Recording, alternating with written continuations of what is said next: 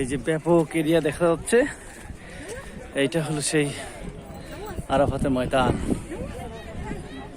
পুরো এলাকা জুড়ে আরাফাতের ময়দান, যেখানে রোজ কিয়ামত হবে, একটি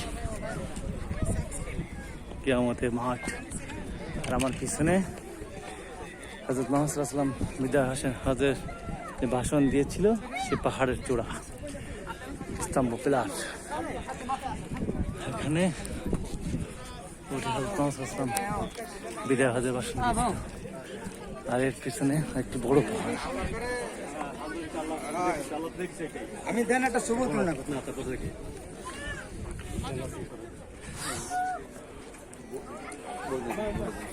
আসসালামু আলাইকুম ওয়া রাহমাতুল্লাহ।